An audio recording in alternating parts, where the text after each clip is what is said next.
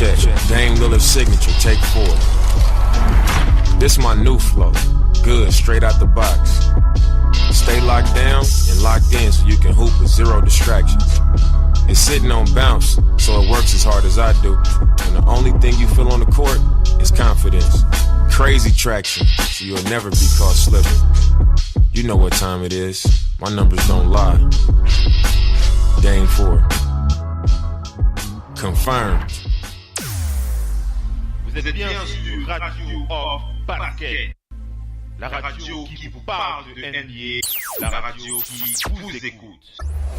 Basketball, c'est mieux à la radio. Are you made for the Mamba mentality?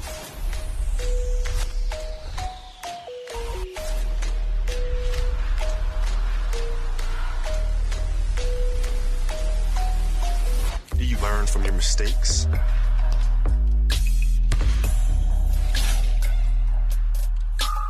Can you draw strength from your failures?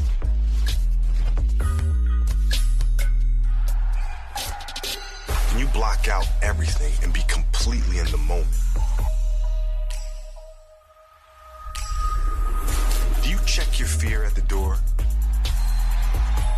Are you willing to suffer for your dreams? That's the Mamba mentality. The continual quest to be great. So if you think you have what it takes, it's time to get started.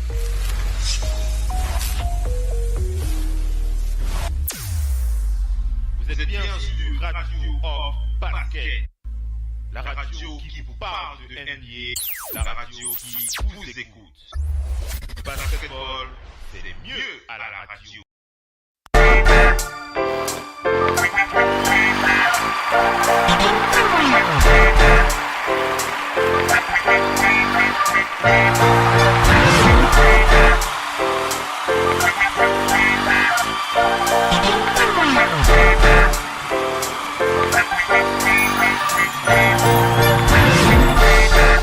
Allez les amis, on attaque la suite du talk show. C'est on reparti avec la deuxième. On enchaîne avec la deuxième partie de ce talk show NBA Flash Basket. NBA Flash Basket, on fait le point sur les matchs en live. On rappelle que les Cavs affrontent les Celtics de Boston. Et le Doc on pitch est là. Allô le Doc, est-ce que le Doc est là? Missy, tu es là? Oui. Est-ce que le Doc m'entend? Oui, je suis là. Excusez-moi, j'avais coupé mon micro. Y a pas de je souci. repars en poste. Il n'y a pas de souci. Le Doc on pitch, juste ta réaction là. Les Cavs qui sont en train de prendre le large là. 10 points d'écart là pour Cleveland sur ce deuxième carton, 9 points là, 8 points là, les Celtics qui reviennent à 8 points, 56-48 pour ce match. Les Cavs qui sont devant, deuxième carton, le deuxième carton qui se termine là, les Cavs qui sont partis pour prendre cette mi-temps, on va dire ça comme ça. Le Doc on pitch, ça a l'air pas mal là. Oui, ça a l'air, il reste quand même 3 minutes, je pense, à jouer. Ouais, c'est beaucoup, 3 minutes un match. Mais moi, j'ai vu, dès l'arrivée de LeBron, il a mis le premier panier qui a donné confiance. Et derrière lui, Rodney Hood a enchaîné 2 autres, une passe et après, il a fait jouer les autres. Effectivement. Donc, je pense que sa présence, son retour a donné une certaine confiance. Là, il y a 10 points d'avance, là, maintenant 9. Mais là, il y aura, 58-49. Donc, déjà, on est sur des bases. On voit déjà plus de 100 points explosé. En plus, il reste encore 2 minutes 40. Ce match-ci, ils vont déjà mettre en première mi-temps près de 120 points. Ouais. Ça va aller très haut. Donc, c'est ce que je me disais. Il y aura beaucoup. Alors qu'à un moment donné, des matchs contre Boston, c'était plus slow down. Et on va dire que les Cavs arrivent à marquer. Hein. Cette nouvelle équipe. Boston est dans son rythme, hein. Ils ne mettent pas plus que ça. Ils sont dans leur rythme. Il reste aux aguets, on va dire ça comme ça, aux aguets, ils observent. Clarkson vient de faire une contre-attaque de folie. Là, il y a 11 points d'écart. Jordan Clarkson, 60 pour les Cavs, 49 pour les Celtics de Boston. Et Ousmane aussi, interception. Et là maintenant, Ousmane a raté un dunk tout seul. Par contre, tout seul encore. Sinon là, c'était 49. Voilà. Il y a des choses qui arrivent et ses coéquipiers sont derrière pour le motiver. Pour le pousser. Donc, voilà, pour le pousser. Jordan Clarkson, on revient encore sur... allô le doc, tu es là? Oui, allô? Ah oui, d'accord, c'est bon. J'ai cru qu'il y avait un petit souci avec la ligne. Missy, tu voulais réagir et après j'enchaîne avec le score, avec les stats, pardon. Vas-y. Les Celtics ne sont pas du tout dans le tempo. Tu ne les sens pas dans le match, toi, quand même, Missy, non? Oui, ils ont du mal à vraiment être dans le tempo, mais on les connaît comme ça, ça va être comme ça. Va arranger ça. Brad Stevens va arranger ça. Oui. Ça va être comme ça jusqu'à la fin. Oui. Donc voilà, on revient sur ce score. Les Cavs qui sont devant sur ce score 60 pour Cleveland, 49 pour les Celtics.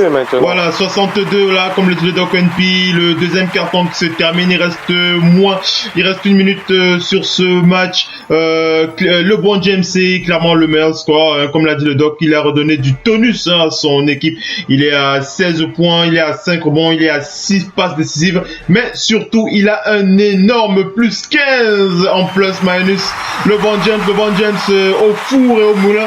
LeBron James avec sa présence sur le parquet qui impressionne, qui intimide ses adversaires. On peut aussi dire que sur cet aspect plus-minus, on va citer Tristan Thompson qui a plus 12 et George Hill qui a plus 12 aussi. George Hill qui défend très bien. George Hill, il est à 7 points, 4 sur 4 au lancer, 1 sur 1 aux 3 points, 1 sur 2 1 sur 2 au tir. En 13 minutes de temps de jeu, il est à 7 points, 1 rebond, plus 12 en plus-minus. Je parlais de Tristan Thompson tout à l'heure, il est à 4 points, 3 rebonds, plus 12, 1 contre, plus 12 en plus-minus pour lui. Ce sont les 3 joueurs qui posent le plus de problèmes en termes défensifs, j'entends bien, en termes de leur présence, que ce soit sur l'impact défensif ou offensif. C'est par là que se caractérise cette stat. Box plus-minus, LeBron James plus 13, Tristan Thompson plus 12, George Hill plus 12. Donc voilà le trio qui impressionne un peu ce soir face aux Celtics de Boston. Du côté de Boston, on a Marcus Morris à 10 points. Le meilleur score, c'est Kyrie Irving. Il a un plus-minus très très négatif. Il est à moins 7. Kyrie Irving qui a la difficulté à défendre sur ses adversaires, sur son adversaire direct. Moins 7. 3 passes, 1 rebond, moins 7 pour Kyrie, plus 15 points, pardon, moins 10 pour Jason Tatum qui a aussi beaucoup de difficultés à défendre. D'ailleurs, l'intégralité du 5 majeur actuel des Celtics de Boston est au négatif en box plus-minus. Ils sont à moins 6 pour Morris, moins 6 pour Horford, moins 11 pour Tatum, moins 7 pour Kyrie et moins 10 pour Jaylen Brown. Alors, le Doc on P, Jaylen Brown qui a une feuille statistique aux petits oignons comme on l'aime bien le dimanche, le Doc on P, dont tu peux deviner un peu. Il est à 0 points, 4 rebonds, 1 passe, moins 10 en plus-minus et un beau 0 points là, Jaylen Brown. Il souffre, il est à 17 minutes mais il souffre, le joueur des Celtics de Boston. Le Doc. Oui, il est dans une mauvaise passe, Jaylen Brown, il souffre. Moment. Ouais. Et il tire la moitié de la saison, un peu rattrapé physiquement. Oula! Vas-y, décris pour les auditeurs. Vas-y, décris pour les auditeurs. Heureusement que l'Allemand, là, Theis, il a fait une faute. LeBron allait lui mettre le face de l'année. Là, le face de l'année, mais bon, il est monté. En fait, il n'y a même pas faute, mais l'arbitre a sifflé. LeBron était un peu court. Je pense, selon moi.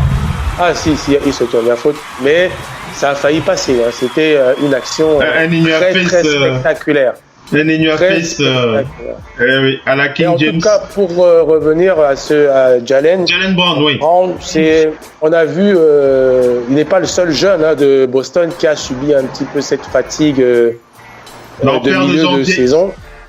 Oui, ça tire un petit peu, mais c'est un guerrier. C'est quelqu'un capable de tout à tout moment. Donc, on pense que ça va revenir. Il n'y a pas de blessure qui le gêne. Il n'y a rien d'autre. C'est vraiment un coup de mou, une mauvaise passe. Mais ici, un petit mot pour Jaylen Brown. Jaylen Brown qui passe une très très mauvaise soirée Ce soir, 0 points, 4 rebonds, 1 passe et moins 10 en plus-minus. Il a beaucoup de mal. Hein. Il traîne la langue sur le parquet, hein, ici, Jaylen Brown, ce soir. D'autant plus que c'est sur ces jeunes-là qu'on s'est reposé après la blessure de Gordon Hayward. Donc, bon. Maintenant, les Celtics subissent physiquement le contre-coup des compensations qu'ils ont fait. Parce effectivement. Au bout d'un moment, il faut quand même qu'on se dise bien. Gordon Hayward, c'est quand même 20 à 25 points tous les soirs par match. Effectivement. Pour repartir ce scoring-là, il faut regarder les gens qui sont capables de scorer et d'amener les points. Parce que le scoring, il faut qu'il soit comblé. On peut dire, c'est quelqu'un qui fait 20-25 points par match. Quand il n'est plus là, ce n'est pas grave. Ce n'est pas grave. Scorer. Donc voilà, hein, pour... De toute façon, tout effort compensateur finit toujours par se payer. Oui, effectivement. Allez, on va enchaîner avec la suite du scoring. On va rajouter un auditeur avec nous ce soir. Notre auditeur, c'est du côté du Canada que ça se passe avec ce fidèle auditeur qui est régulièrement avec nous sur les parquets de la radio Hop. Il s'agit de Cédric Ludovic. Est-ce que tu m'entends, Cédric? Oui. Salut à tout le monde. Bienvenue Cédric, bienvenue sur le parquet de la radio.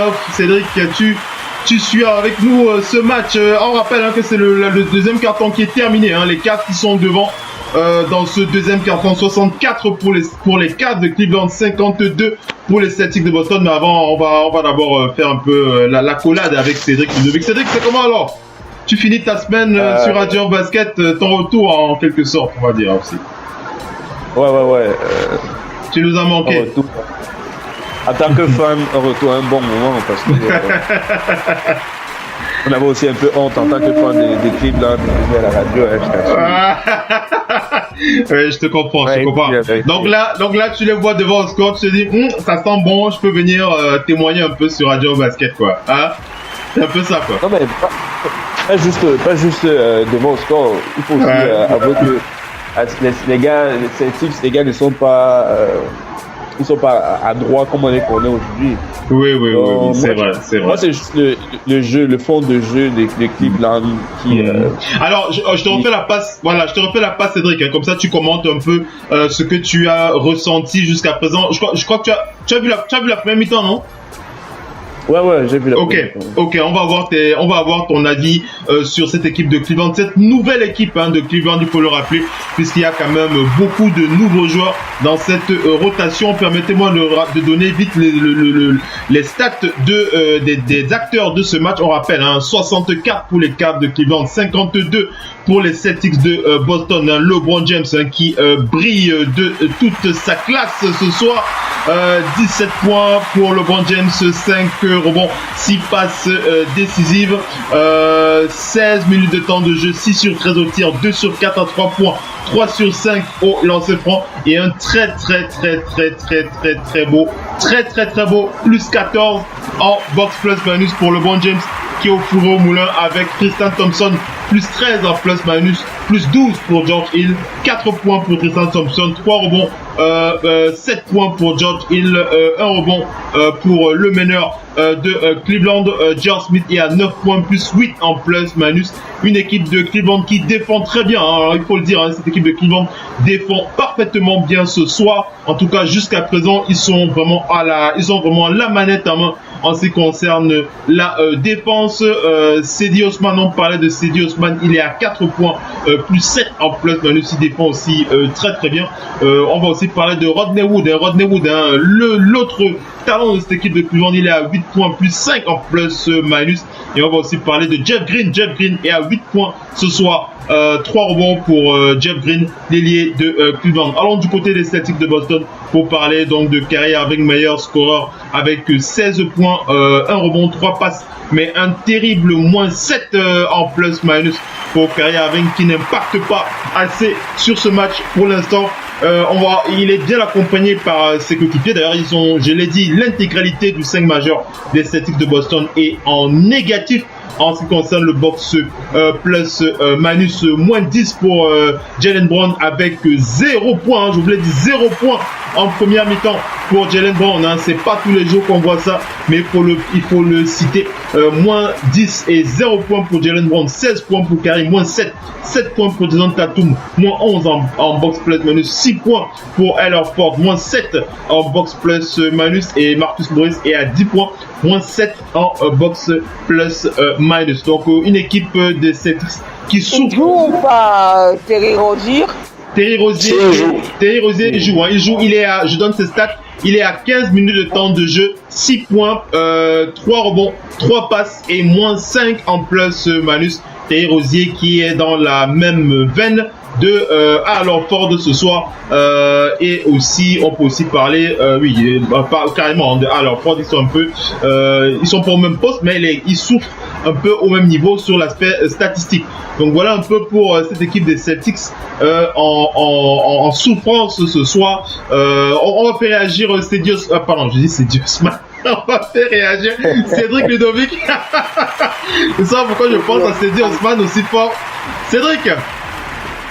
Non mais Phil, tu as raison de penser à Cediosman, parce que oui. Il impacte, il impacte. Ouais, au début de saison, c'est un gars, je voyais ce gars faire une saison comme, comment on appelait encore le gars là, Magret Jordan. Je crois qu'il s'appelait Magret Jordan.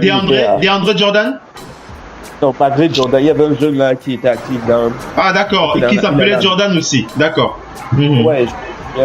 Mais il a fait une saison où à peine s'il avait joué 15 minutes, moi je voyais Cediosman faire une saison pareille. Comme il donne le temps de s'accommoder à la NBA. Tu vois que il a eu sa chance. Le gars a eu sa chance. Il est en train de démontrer que lui, il peut jouer à NBA. Donc, moi je voulais dire par rapport au Celtic que les Cavs ont juste un avantage psychologique. Même si c'est plus 14 je crois, mais la deuxième mi-temps va être tout une autre chose. La deuxième mi-temps autre chose. Oui. Alors, tu enchaînes, hein, je lis le commentaire d'un auditeur qui dit moins 12 à la mi-temps. C'est un fan des Celtics de Boston. Hein. Il dit moins 12 à la mi-temps pour les Celtics de Boston qui ont encaissé 64 points face à une équipe au roster complètement remodelé en seulement 2 jours. Ce n'est pas normal. Il serait temps de se réveiller en deuxième mi-temps. Vas-y, enchaîne. Comment tu as envie de réagir, Cédric?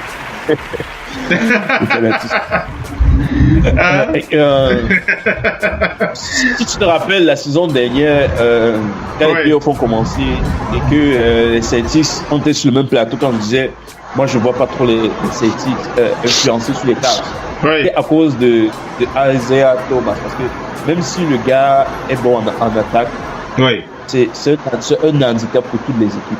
Et ça se voit. Si tu vois les Cleveland, quand ils ont commencé la saison sans Isaiah Thomas, même si ils ont eu, je crois qu'ils ont en début de saison, ils ont fait 3 matchs, ils ont perdu 3 matchs d'affilée. Puis ils ont commencé à faire un 13 matchs où ils ont gagné 13 matchs. Après ils sont encore tombés carrément dans les fêtes. Quand Isaiah c'est un bon joueur offensif, mais en défense, je me rappelle de son dernier match avec Cleveland. Les gars jouaient carrément handball. Déjà quand on passe en attaque, on le fait entrer, on passe en défense, il sort et puis Cediosman entre. C'est un handicap. Donc, c'est vrai que. Mais pour les Celtics, bon, vu qu'il est parti, bon, maintenant il est plus là. Les Celtics, oui. Vas-y. Je vois sur le début de match que Cleveland a quand même renforcé son équipe avec pas mal de bons jeunes qui peuvent apporter quelque chose de plus, que ce soit en attaque. Des two-way players, comme on dit là, que ce soit en attaque ou en défense, les gars peuvent apporter. Tu sens que cette équipe est plus forte. Ouais, surtout en défense. Maintenant, en attaque, c'est une autre chose. Aujourd'hui, ils défendent bien, en tout cas, sur les Celtics de Boston. Vas-y, Missy veut réagir. Oui, non, je disais juste